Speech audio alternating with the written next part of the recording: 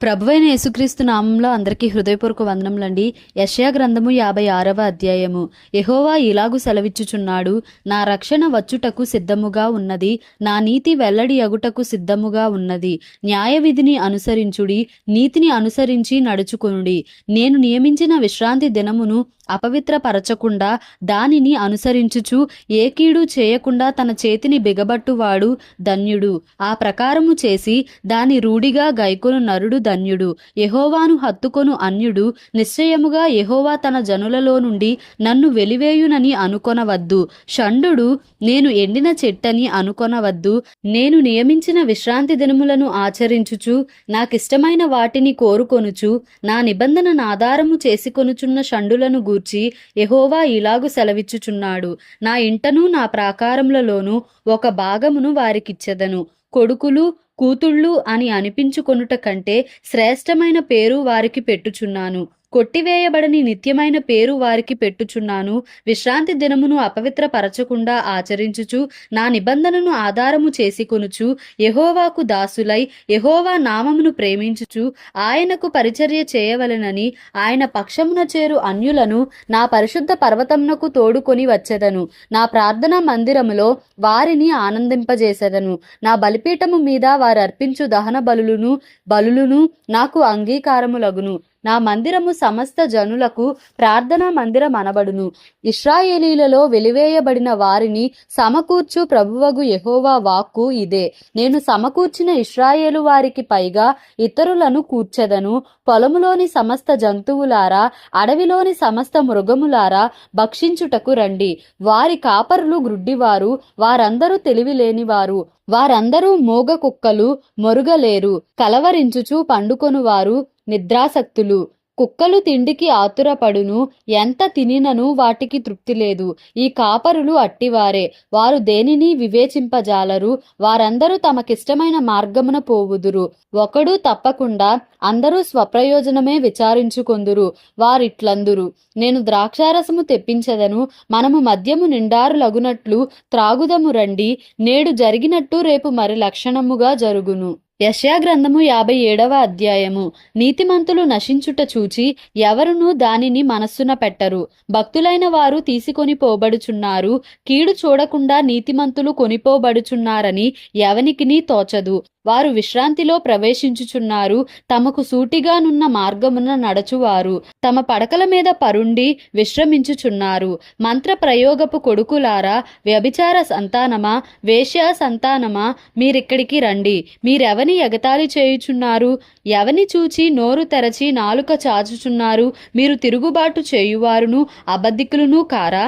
మస్తచా వృక్షములను చూచి పచ్చని ప్రతి చెట్టు క్రిందను కామము రేపుకొను వారలారా, లోయలలో రాతి సందుల క్రింద పిల్లలను చంపువారలారా, నీ భాగ్యము లోయలోని రాళ్లలోనే ఉన్నది. అవియే నీకు భాగ్యము. వాటికే పానీయార్పణము చేయుచున్నావు, వాటికే నైవేద్యము నర్పించుచున్నావు. ఇవన్నీయు జరుగగా నేను ఊరకుండదగునా? ఉన్నతమైన మహాపర్వతము మీద నీ పరుపు వేసికొంటివి. బలి అర్పించుటకు అక్కడికే ఎక్కితివి. తలుపు వెనుకను ద్వారబంధము వెనుకను నీ జ్ఞాపక చిహ్నము ఉంచితివి. నాకు మరుగై బట్టలు తీసి మంచమెక్కితివి. నీ పరుపు వెడల్పు చేసుకొని నీ పక్షముగా వారితో నిబంధన చేసితివి. నీవు వారి మంచము కనబడిన చోట దాన్ని ప్రేమించితివి. నీవు తైలము తీసుకొని రాజునొద్దకు పోతివి. పరిమళ ద్రవ్యములను విస్తారముగా తీసుకొని నీ రాయబారులను దూరమునకు పంపితివి. పాతాళమంత లోతుగా నీవు లొంగితివి. నీ దూర ప్రయాణము చేత నీవు ప్రయాసపడినను అది అసాధ్యమని నీవు అనుకొనలేదు. నీవు బలము తెచ్చుకొంటివి గనుక నీవు సొమ్మసిల్లలేదు. ఎవనికి జడిసి భయపడినందున ఆ సంగతి మనస్కరింపకపోతివి. నీవు కళ్ళలాడి నన్ను జ్ఞాపకము చేసి కొనకపోతివి. బహుకాలము నుండి నేను మౌనముగా నుండినందుననే గదా నీవు నాకు భయపడుటలేదు. నీ నీతి ఎంతో నేనే తెలియజేసెదను. నీ క్రియలు నీకు నిష్ప్రయోజనములగును. నీవు మొర్రపెట్టునప్పుడు నీ విగ్రహముల గుంపు నిన్ను తప్పించునేమో. గాలి వాటినన్నిటినీ ఎగరగొట్టును గదా. ఒకడు ఊపిరి విడిచిన మాత్రమున అవి అన్నియూ కొట్టుకొని పోవును. నన్ను నమ్ముకొను వారు దేశమును స్వతంత్రించుకొందురు, నా పరిశుద్ధ పర్వతమును స్వాధీనపరచుకొందురు. ఎత్తు చేయుడి, త్రోవను సిద్ధపరచుడి, అడ్డు చేయు దానిని నా జనుల మార్గములో నుండి తీసివేయుడి అని ఆయన ఆజ్ఞ ఇచ్చుచున్నాడు. మహాగణుడును మహోన్నతుడును పరిశుద్ధుడును నిత్య నివాసియునైన వాడు ఇలాగు సెలవిచ్చుచున్నాడు. నేను మహోన్నతమైన పరిశుద్ధ స్థలములో నివసించువాడను. అయినను వినయము గలవారి ప్రాణమును ఉజ్జీవింపజేయుటకును, నలిగిన వారి ప్రాణమును ఉజ్జీవింపజేయుటకును, వినయము గలవారి యొద్దను దీన మనస్సు గలవారి యొద్దను నివసించుచున్నాను. నేను నిత్యము పోరాడువాడను కాను, ఎల్లప్పుడూ కోపించువాడను కాను. అలాగుండిన ఎడల నా మూలముగా జీవాత్మ క్షీణించును. నేను పుట్టించిన నరులు క్షీణించిపోవుదురు. వారి లోభము వలన కలిగిన దోషమును బట్టి నేను ఆగ్రహపడి వారిని కొట్టి తిని. నేను నా ముఖము మరుగు చేసుకొని కోపించి తిని. వారు తిరుగబడి తమకిష్టమైన మార్గమున నడుచుచూ వచ్చిరి. నేను వారి ప్రవర్తనను చూచి వారిని స్వస్థపరచుదును. వారిని స్వస్థపరచుదును, వారిని నడిపింతును. వారిలో దుఃఖించు వారిని ఓదార్చుదును. వారిలో కృతజ్ఞతా బుద్ధి పుట్టించుచు దూరస్తులకును సమీపస్తులకును సమాధానమని చెప్పి నేనే వారిని స్వస్థపరచదనని యెహోవా సెలవిచ్చుచున్నాడు. భక్తిహీనులు కదలుచున్న సముద్రము వంటి వారు, అది నిమ్మళింపనేరదు. దాని జలములు బురదను మైలను పైకి వేయును. దుష్టులకు నెమ్మది ఉండదని నా దేవుడు సెలవిచ్చుచున్నాడు. యెషయా గ్రంథము 58వ అధ్యాయము. తాళక బోర ఊదినట్లు ఎలుగెత్తి బిగ్గరగా కేకలు వేయుము. వారు చేసిన తిరుగుబాటును నా జనులకు తెలియజేయుము. యాకోబు ఇంటి వారికి వారి పాపములను తెలియజేయుము. తమ దేవుని న్యాయ విధిని విడువక నీతిని అనుసరించు వారైనట్టు అనుదినము వారు నా యొద్ద విచారణ చేయుచు నా మార్గములను తెలిసికొన నిచ్చ కనుపరచుదురు. తమకు న్యాయమైన తీర్పులు తీర్చవలెనని వారు అడుగుదురు. దేవుడు తమకు ప్రత్యక్షుడు కావలెనని ఇచ్చయింతురు. మేము ఉపవాసముండగా నీవెందుకు చూడవు? మేము మా ప్రాణములను ఆయాసపరచుకొనగా నీవెందుకు లక్ష్య పెట్టవు అని అందురు. మీ ఉపవాస దినమున మీరు మీ వ్యాపారము చేయుదురు, మీ పనివారి చేత కఠినమైన పని చేయించుదురు. మీరు కలహపడుచు వివాదము చేయుచు అన్యాయముగా గుద్దులాడుచు ఉపవాసముందురు. మీ కంఠధ్వని పరమున వినబడునట్లుగా మీరిప్పుడు ఉపవాసముండరు. అట్టి ఉపవాసము నాకు అనుకూలమా?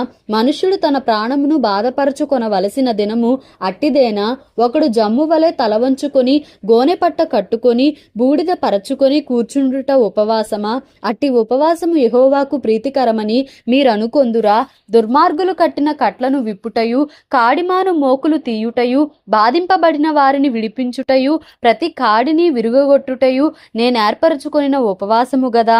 నీ ఆహారము ఆకలిగొనిన వారికి పెట్టుటయు, నీ రక్త సంబంధికి ముఖము తప్పింపకుండుటయు, దిక్కుమాలిన బేదలను నీ ఇంట చేర్చుకొనుటయు, వస్త్రహీనుడు నీకు కనబడినప్పుడు వానికి వస్త్రములిచ్చుటయు, ఇదియే గదా నాకిష్టమైన ఉపవాసము. అలాగున నీవు చేసిన ఎడల నీ వెలుగు వేకువ చుక్కవలే ఉదయించును. స్వస్థత నీకు శీఘ్రముగా లభించును. నీ నీతి నీ ముందర నడుచును. యెహోవా మహిమ నీ సైన్యపు వెనుకటి భాగమును కావలి కాయును. అప్పుడు నీవు పిలువగా యెహోవా ఉత్తరమిచ్చును. నీవు మొర్రపెట్టగా ఆయన నేనున్నాననును. ఇతరులను బాధించుటయు, వ్రేలు పెట్టి చూపి తిరస్కరించుటయు, చెడ్డదానిని బట్టి మాటలాడుటయు నీవు మాని, ఆశించిన దానిని ఆకలిగొనిన వానికిచ్చి శ్రమపడిన వానిని తృప్తిపరచిన ఎడల చీకటిలో నీ వెలుగు ప్రకాశించును, అంధకారము నీకు మధ్యాహ్నము వలె నుండును. యెహోవా నిన్ను నిత్యము నడిపించును. క్షామకాలమున ఆయన నిన్ను తృప్తిపరచి నీ ఎముకలను బలపరచును. నీవు నీరు కట్టిన తోటవలెను, ఎప్పుడునూ ఉబుకుచుండు నీటి ఊటవలెను ఉండెదవు. పూర్వకాలము నుండి పాడైపోయిన స్థలములను నీ జనులు కట్టెదరు. అనేక తరముల క్రిందట పాడైపోయిన పునాదులను నీవు మరలా కట్టెదవు. విరుగబడిన దానిని బాగుచేయు వాడవనియు, దేశములో నివసించున్నట్లుగా త్రోవలు సిద్ధపరచు వాడవనియు నీకు పేరు పెట్టబడును. నా విశ్రాంతి దినమున వ్యాపారము చేయకుండా నాకు ప్రతిష్ఠితమైన దినమని నీవు ఊరకుండిన ఎడల, విశ్రాంతి దినము మనోహరమైనదనియు యెహోవాకు ప్రతిష్ఠిత దినమనియు ఘనమైనదనియు అనుకొని దాని ఘనముగా ఆచరించిన ఎడల, నీకిష్టమైన పనులు చేయకయు వ్యాపారము చేయకయు లోకవార్తలు చెప్పుకొనకయు ఉండిన ఎడల, నీవు యెహోవా యందు యందు ఆనందించదవు. దేశము యొక్క ఉన్నత స్థలముల మీద నేను నిన్నెక్కించదను. నీ తండ్రి అయిన యాకోబు స్వాస్థ్యమును నీ అనుభవములో ఉంచదను. యెహోవా సెలవిచ్చిన వాక్కు ఇదే. దేవుడి పరిశుద్ధ వాక్యంను మన వినికిడిలో దీవించి ఆశీర్వదించునుగాక. Amen. Please like, share and subscribe for more videos.